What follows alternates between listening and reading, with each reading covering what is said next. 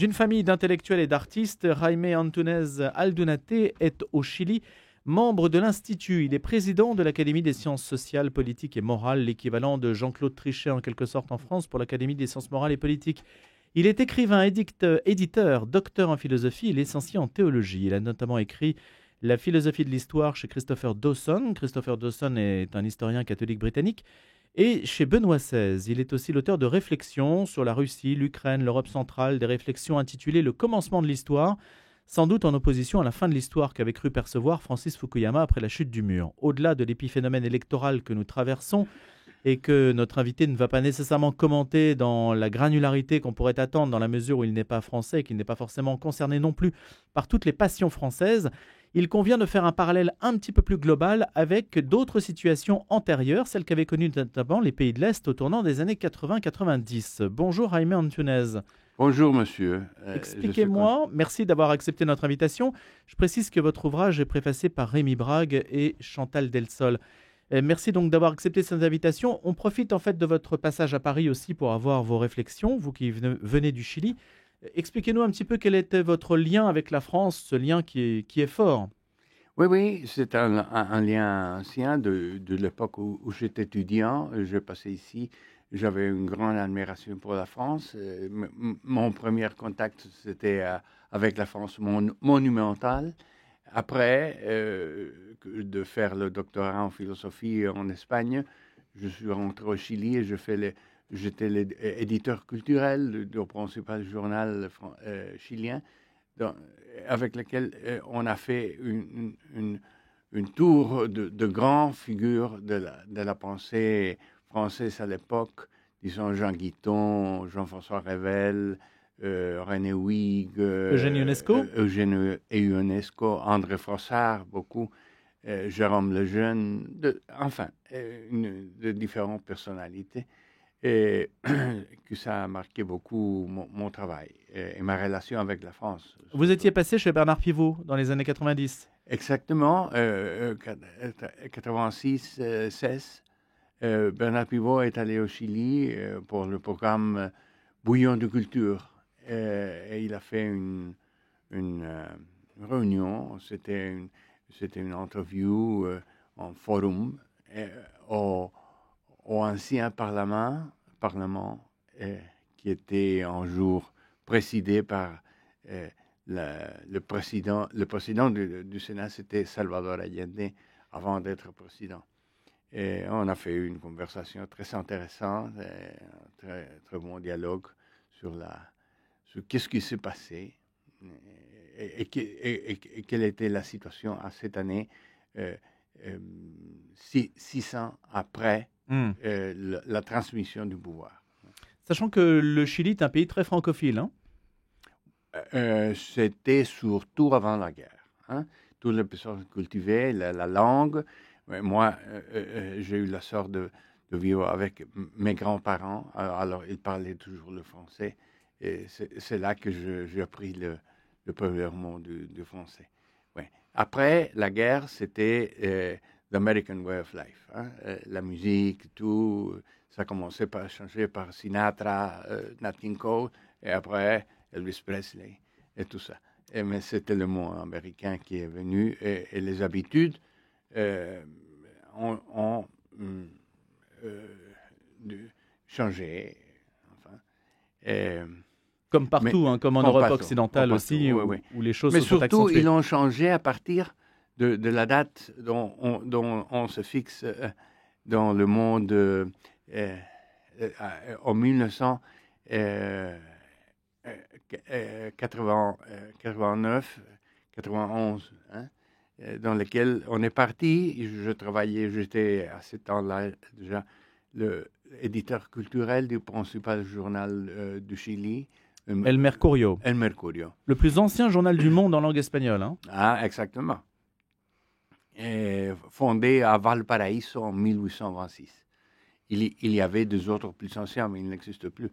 Alors, nous sommes allés en Europe de l'Est pour faire la compréhension d'une chose qui était typiquement la curiosité du monde libéral libéral conservateur ou libéral, enfin, comme vous voulez, d'Occident. Et c'était la compréhension que le socialisme réel ne fonctionne pas et que c'était détruit, etc.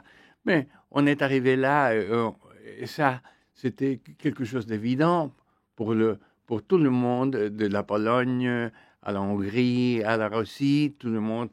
Personne ne croyait, mais même qu'on avait beaucoup de croyantes à cette idéologie au Chili, en Espagne, en Occident, hein, et beaucoup de philosophes qui ont pendant le siècle développé les idées du marxisme. Personne ne croyait à ça dans le monde de l'Est. Et je trouvais très, très fort la spiritualité orthodoxe en Russie, hein, et la catholique en Pologne surtout. Tous ces deux m'ont impressionné beaucoup.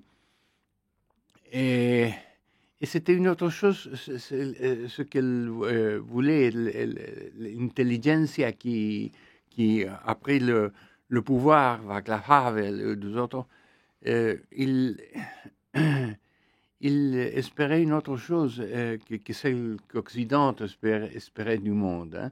Et sur l'Europe, je suis sûr qu'il voulait l'unité avec l'Europe, mais pas l'unité sur seulement une unité qui supposait la renonce à la sagesse, ancienne sagesse, profonde sagesse de la culture européenne pour devenir un centre essentiellement technicien de la culture de marché, même qu'ils avaient besoin d'avoir un progrès matériel important, ouais, parce qu'ils étaient très, très, très pauvres. Vous pensez donc que la révolution des années 90, révolution de velours, Václav Havel, tout ça, a été en quelque sorte un peu trahi et que ça aboutit à une autre type de société, un autre type de société dictée par l'économie, le marché, la consommation, ce dont Jean-Paul II d'ailleurs s'était inquiété lui-même.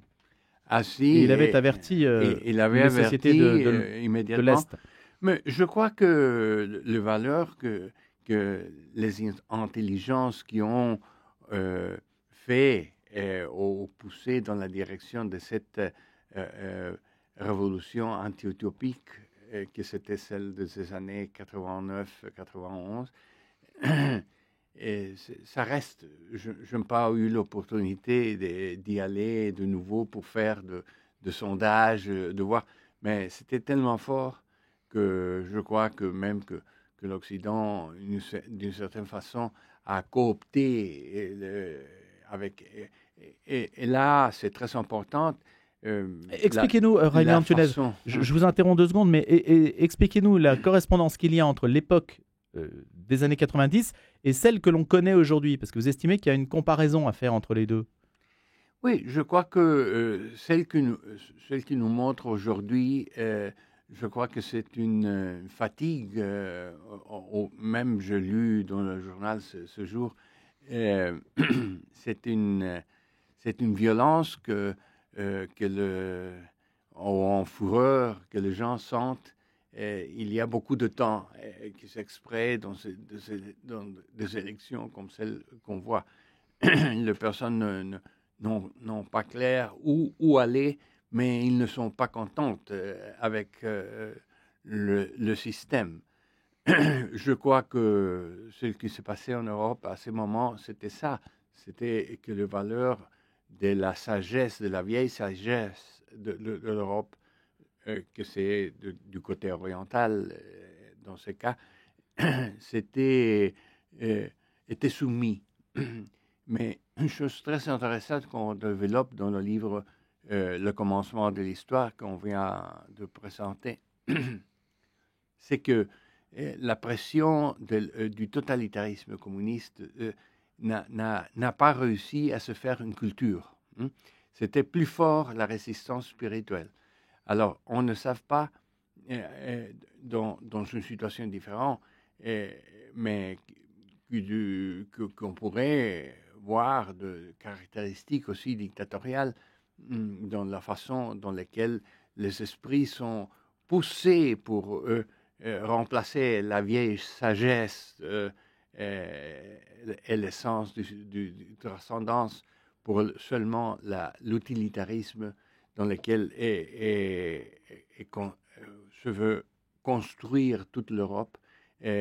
L'idée, c'est que la résistance spirituelle, pour vous, demeure, qu'elle se manifeste à l'époque contre le communisme soviétique, ou aujourd'hui, vous estimez qu'aujourd'hui, le mouvement, parce que ça ne va pas de soi comme idée, que la réaction populiste, la colère, exprime une forme de résistance spirituelle.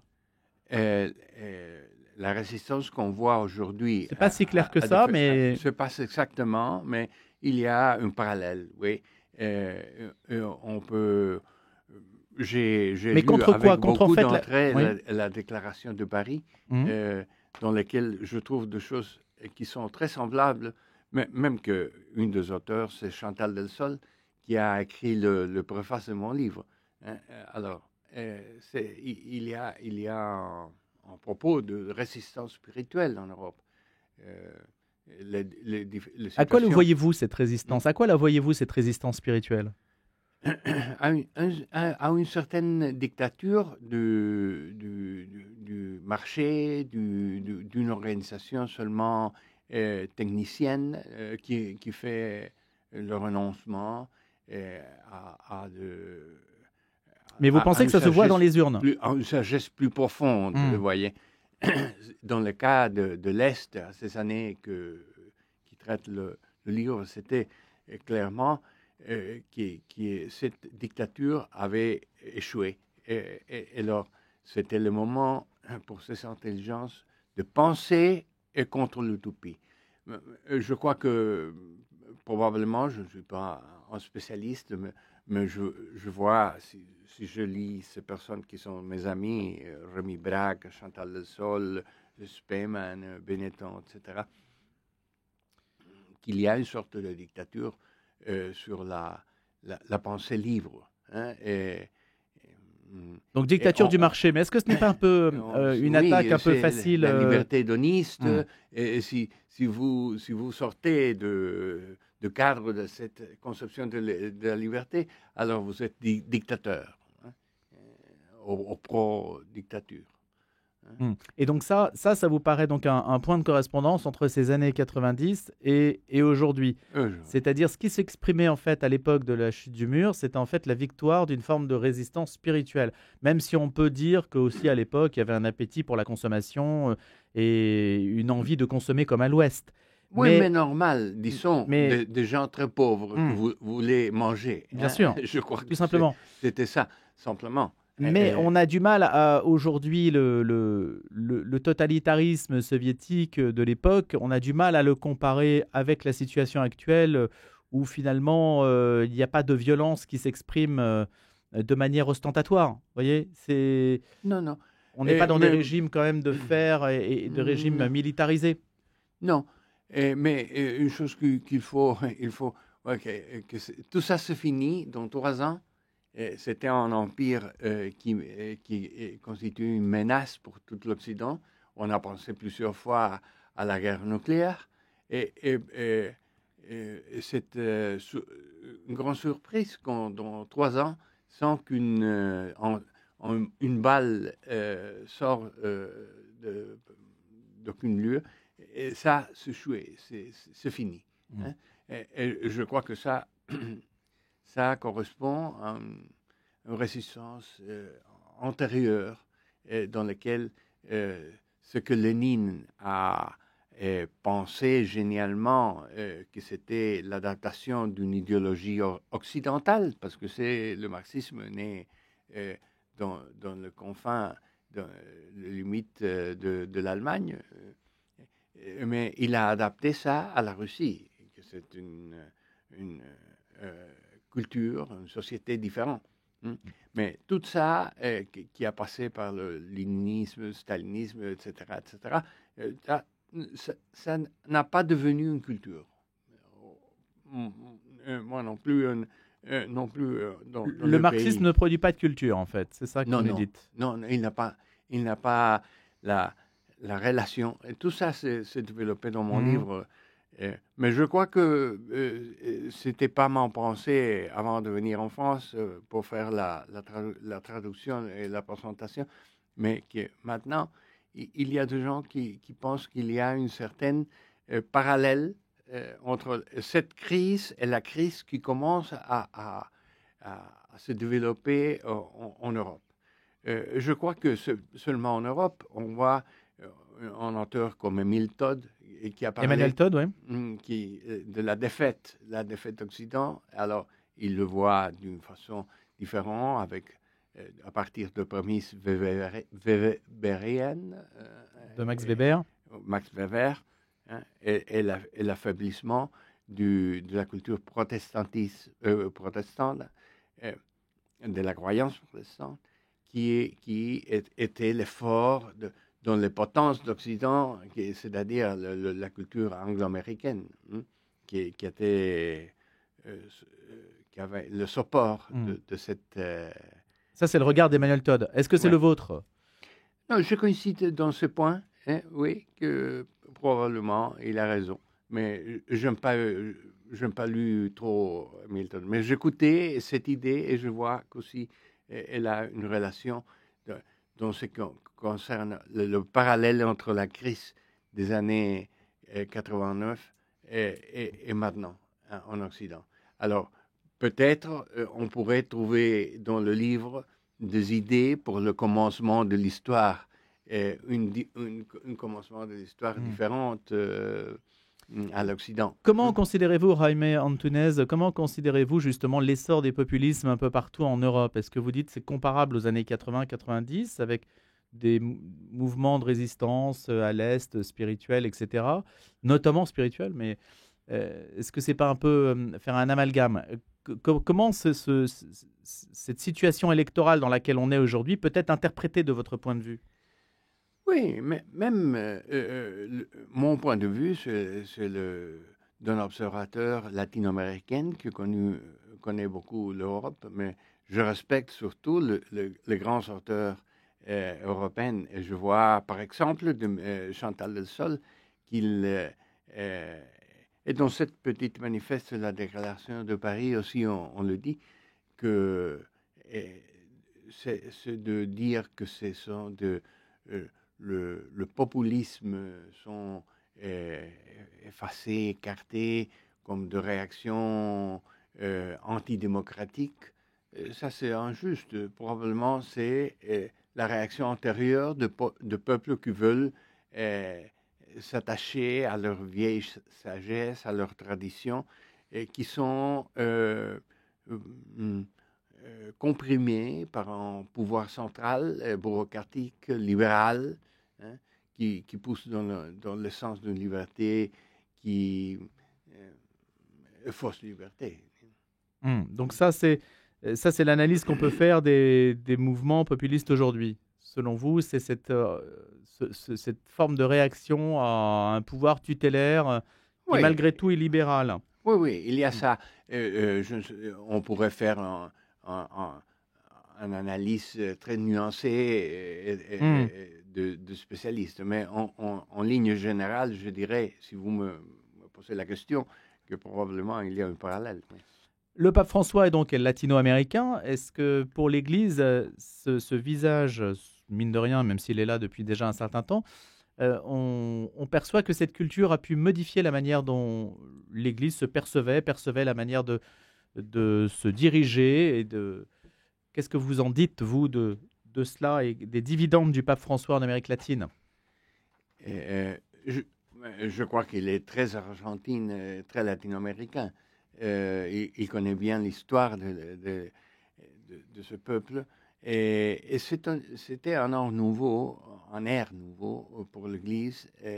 Il y a des choses qui peut-être quelquefois sont un peu choquantes parce que ce n'était pas dans la tradition, vieille tradition vaticaine ou européenne, mais je crois qu'il comprend très bien ce genre de problème. Mais c'est plutôt une rupture avec l'Europe. Je ne crois pas avec l'Europe. Je crois qu'il aime beaucoup l'Europe, le peuple européen. Mais naturellement, il est venu de Buenos Aires, au centre d'Europe, l'Italie, la Rome, n'est-ce pas? Et il a cette Europe, c'est une Europe très organisée, libérale, agnostique et un peu dictatoriale aussi, d'une façon différente de ce qui était le pouvoir de l'Est au temps de la guerre froide, mais qui pousse fortement, Autoritaire du moins. autoritaire, oui, dans une direction dans laquelle il accuse de illibéral, c'est un nouveau mot, tout le mouvement, toutes les personnes, les personnalités qui ne veulent pas cette domination dans nous, qui change la culture. Hein. C'est un choc culturel qui a, c'est normal, 30 ans, 40 ans se passent aujourd'hui très rapidement. Alors, on voit maintenant de parallèles. Il y a certains critiques qui m'ont dit, j'aime bien le côté que le livre a plus d'actualité aujourd'hui qu'il y a 32 ans, quand il était écrit. Parce que c'était la radiographie de cette crise et de ce bouleversement qu'il y avait au pays de l'Est. Mais la question, c'était contemporaine. Et disons, on commence à le voir maintenant dans tout l'Occident. On n'a pas parlé des États-Unis, mais enfin, on pourrait aussi faire de parallèles. Un mot sur l'Ukraine. Comment vous appréhendez la question que vous étudiez, le rapport Russie-Ukraine, Jaime Antunes? J'aimais beaucoup mes visites en Ukraine. À ce temps-là, c'était l'Union soviétique. Alors, l'Ukraine appartenait, c'était dirigé, gouverné par Moscou. Et on sentait immédiatement que c'était des cultures frères, même que la première chose que j'ai appris en allant à Kiev, c'était que la Russe est née là, avec le roi Vladimir, au bord Maintenant, c'est différent. Au bord du Dnieper. Après, à cause de la guerre de Tartare, ça a changé à Vladimir, Souzdal et finalement à Moscou. Mais ça, c'était... et comme le dit Solzhenitsyn, qui est un grand esprit, ce sont deux nations frères, de cultures très semblables. Lui, sa mère était ukrainienne, et c'est à eux résoudre aussi son une nation. Je crois que le conflit qu'il y a maintenant, ça n'a rien à voir avec une tension entre l'Ukraine et la Russie. C'est un problème de l'Occident et de l'OTAN. Un problème géopolitique plus qu'un problème culturel. À voir comment les choses évolueront. Merci Jaime Antunes. Je renvoie au commencement de l'histoire. C'est publié chez les Acteurs du Savoir. Je rappelle que vous êtes membre de l'Institut au Chili, l'équivalent des sciences morales et politiques, dont vous êtes donc président au Chili. Merci beaucoup d'être venu nous voir. Merci à vous. C'était très intéressant de